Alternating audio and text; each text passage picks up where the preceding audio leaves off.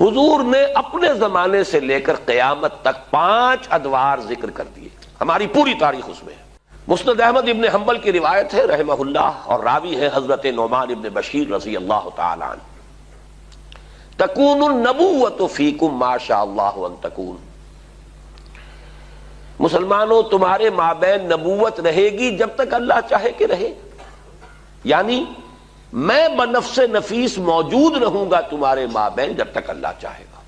اس کے بعد انک میت وانہم لمیتون، اے نبی آپ کو بھی موت آئے گی اور ان کو بھی آئے گی، انتقال تو ہونا۔ فرمایا ثم یرفع اللہ اذا شاء یرفعها، پھر اللہ جب چاہے گا اس نبوت کو اٹھا لے گا، یعنی میرا انتقال ہو جائے گا، وصال ہو جائے گا صلی اللہ علیہ وسلم، وفداہ آباؤنا وامہاتنا۔ پھر دوسرا دور آپ نے فرمایا ثم تکون خلافتا علی منہاج النبوۃ، پھر دور ہوگا خلافت کا جو نبوت کے نقش قدم پر ہوگی۔ یہ الفاظ بڑے اہم ہیں، عام طور پر ہمارے ہاں جو لفظ زیادہ معروف ہے اور بول چال میں زیادہ آتا ہے وہ خلافت راشدہ آتا ہے۔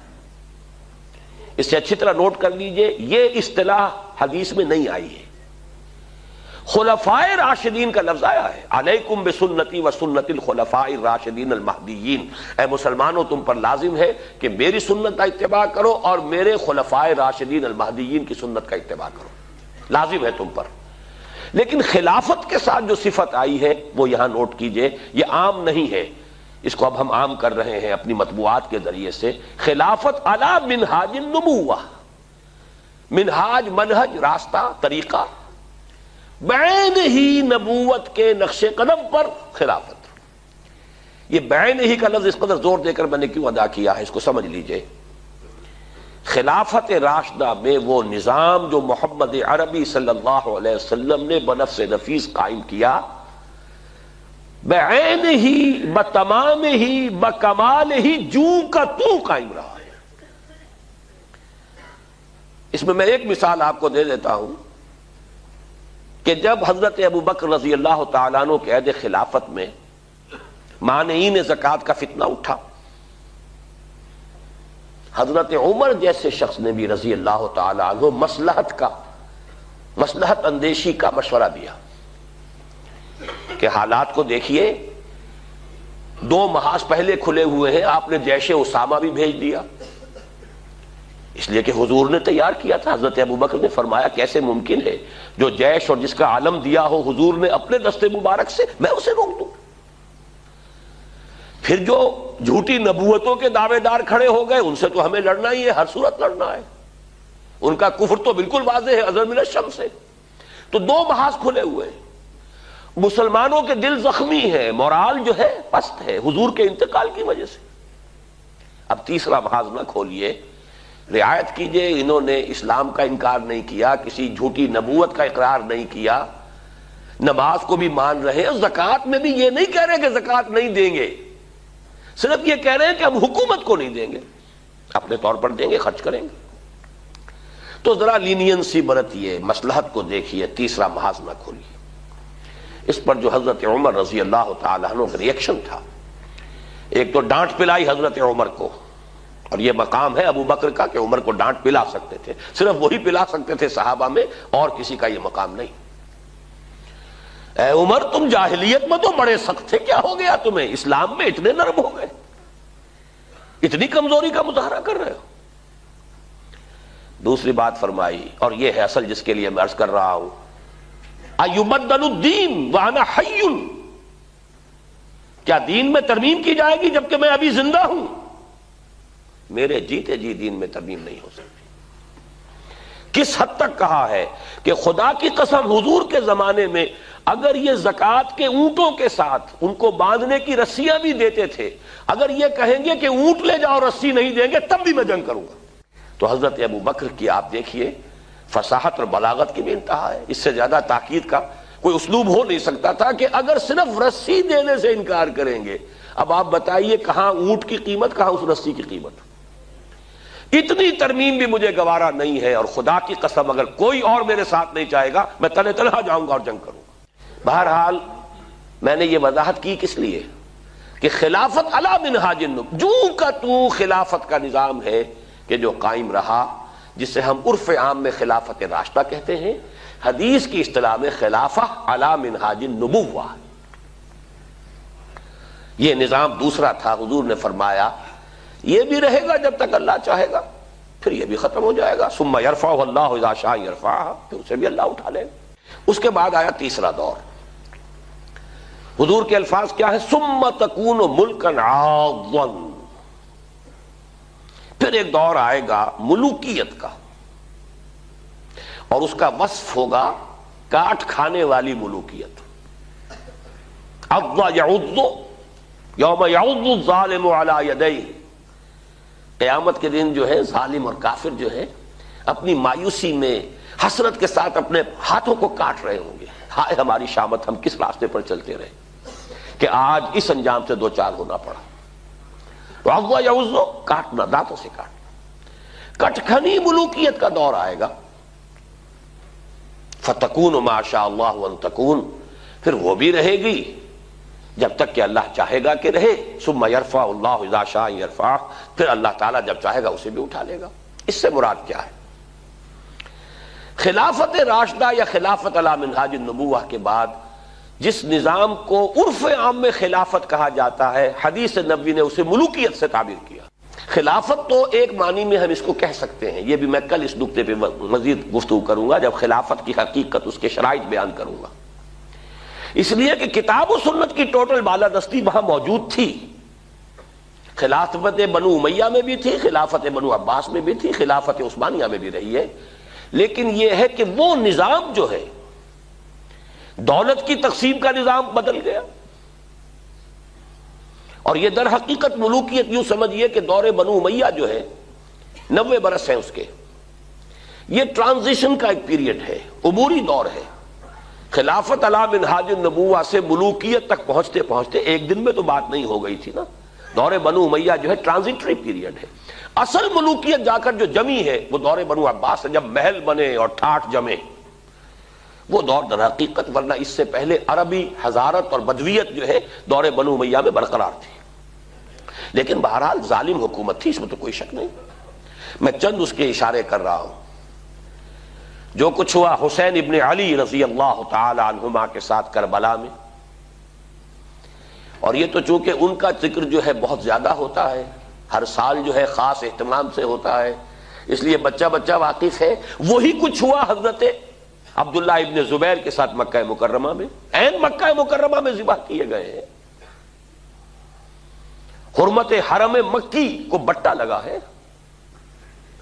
پھر واقعہ ہررا ہوا ہے، 3 دن تک مدینے کو لوٹ مار کیا گیا اور مدینے کے اندر خواتین کی بے حرمتی ہوئی، واقعہ ہررا۔ حرم نبوی جو ہے اس کی بے حرمتی ہوئی۔ پھر حجاج ابن یوسف کے ہاتھوں سینکڑوں تابعی شہید کیے گئے۔ تو تاریخ کے حقائق ہیں، اور میرے لیے اس سے بھی کہیں زیادہ دردناک اور تاریخ کے اعتبار سے کہیں زیادہ فیصلہ کن ظلم جو تھا، محمد ابن قاسم کو بلا کر شہید کر دیا۔ وہ نوجوان، ٹین ایجر نوجوان جو آیا تھا، فاتح تھا، اور اتنا نیک، اتنا پارسا، ہندوؤں نے اپنے ذہن کے مطابق اسے اوتار کا درجہ دیا۔ وہ تو اپنے ذہن سے سوچیں گے نا، مورتیاں بنا کر مندروں میں رکھ دی گئی جن کو پوجا جا رہا تھا۔ ایسا نیک، اتنا صالح، اتنا پارسا، ایسا متقی، ایسا عادل حکمران، اگر کہیں انہیں موقع مل گیا ہوتا تو اسی وقت ہندوستان پورا فتح ہو جاتا۔ لیکن ملوکیت کو سب سے بڑا خطرہ لاحق ہو جاتا ہے اگر کوئی شخص اتنا پاپولر ہو گیا تو ہمیں خطرہ ہے، ہمارے اقتدار کو خطرہ ہے۔ وہاں تو سوچنے کا انداز یہ ہوگا کیا جرم تھا محمد ابن قاسم کا، تاریخ خاموش ہے، بے گناہ بلایا گیا، شہید کر دیا۔ یہی ہوا بعینہ ہی موسیٰ ابن نصیر کے ساتھ رحمت اللہ علیہ، جس نے کہ شمالی افریقہ کا اکثر و بیشتر حصہ فتح کیا تھا، اور اس کے ایک ادنا کمانڈر تھے طارق ابن زیاد، طارق جو بر کنارہ اندلس سفینہ سوخت، جس نے پورا جو ہے آئیبیرین پیننسولا فتح کیا ہے۔ موسیٰ ابن نصیر کو بھی بلا کر جان بخشی کر دی گئی، بوڑھے تھے بہت، ورنہ یہ کہ اتنا ذلیل کیا گیا ہے، تیز دھوپ میں کھڑا رکھا گیا ہے، بے ہوش ہو کر نیچے گرے۔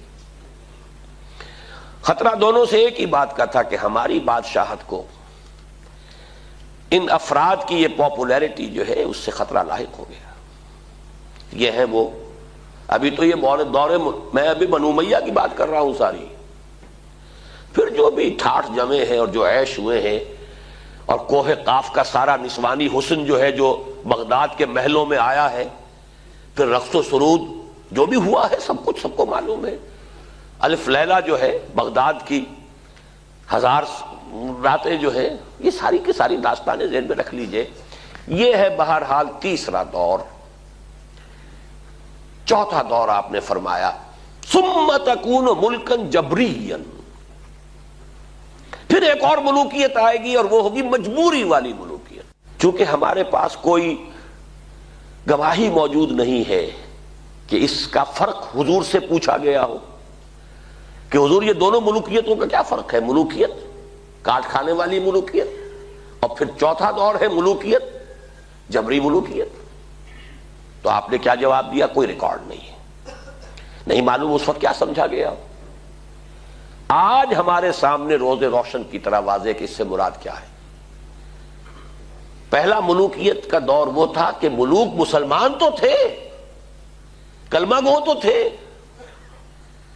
پھر ملوکیت جو آئی ہے ہم پر وہ غیر مسلموں کی حاکمیت اور غلامی، western imperialism, European powers, colonial powers, برطانیہ کے غلام، فرانس کے غلام، اٹلی کے غلام، ولندیزیوں کے غلام، یہ غلامی، یہ چوتھا دور ہے جس کی کہ حدیث میں خبر دی گئی۔ یہاں میں اس وقت صرف اشارہ کر رہا ہوں، تفصیل سے آج ہی بعد میں عرض کروں گا۔ یہ چوتھا دور ابھی ختم نہیں ہوا، ایک اعتبار سے ختم ہوا ہے، ایک اعتبار سے جاری ہے۔ ختم اس اعتبار سے ہوا ہے کہ ڈائریکٹ رول، براہ راست غلامی ختم ہو گئے، تماشا دکھا کر مداری گیا، انگریز اور اس کے فوجی گئے، فرانسیسی گئے، ولندیزی گئے، اطالوی گئے، سب گئے، ڈائریکٹ رول ختم، اس اعتبار سے ختم ہوا۔ لیکن انڈائریکٹ رول برقرار ہے، رول بائی پراکسی یا ریموٹ کنٹرول، سب ان کے شکنجے میں، ہماری معیشت ان کے شکنجے میں، ہمارے وسائل ان کے قبضے میں، ہمارے ذہن ان کے قابو میں، اور اب تو جس درجے CNN اور نہ معلوم کس کس کے ذریعے سے ہمارے ذہنوں کے اوپر جو بھی جبر آ رہا ہے، کہاں بچ کر جائے گا؟ کون بچ سکے گا؟ پھر یہ کہ اس سے پہلے ابھی ہم تہذیبی انداز میں غلام، علم میں بھکاری، ٹیکنالوجی میں بھکاری، ان کے دست نگر۔ تو در حقیقت یہ چوتھا دور جزوی طور پر ختم ہوا ہے، لیکن در حقیقت معنوی اعتبار سے ابھی اس کا تسلسل جاری ہے۔ میں نے اکثر جگہوں پر اس کو کراچی کے حوالے سے بیان کیا۔ کراچی میں لانڈھی، کورنگی، شاید یہی معاملہ ہوگا، اور جو یہ نیو کراچی وغیرہ میں بھی جو بس سٹاپس آتے ہیں، 3 نمبر، پھر 3.5 نمبر، پھر 4 نمبر، پھر 4.5 نمبر، پھر 5 نمبر، تو ہم 4.5 نمبر پر کھڑے ہیں اس وقت۔ چوتھا دور ایک درجے میں ختم ہوا ہے، ایک درجے میں ابھی باقی ہے، اس پر میں بعد میں عرض کروں گا۔ اور ابھی جو اس کا آدھا حصہ باقی ہے وہ پہلے سے کہیں زیادہ تلخ ہے، اس کے شدائد اور مصائب پہلے سے کہیں بڑھ کر ہوں گے، لیکن وہ میری گفتگو میں بعد میں آئے گی بات۔ اب آئے ہم آخری دور پر، حضور نے فرمایا بہرحال اس کو بھی ختم ہونا ہے۔ ثم یرفعہ اللہ اذا شاء یرفع، پھر اس دور کو بھی اللہ اٹھا لے گا جب چاہے گا کہ اٹھا لے۔ ثم تکون خلافتا علی منہاج النبوہ، پھر دور آئے گا خلافت علی منہاج النبوہ کا۔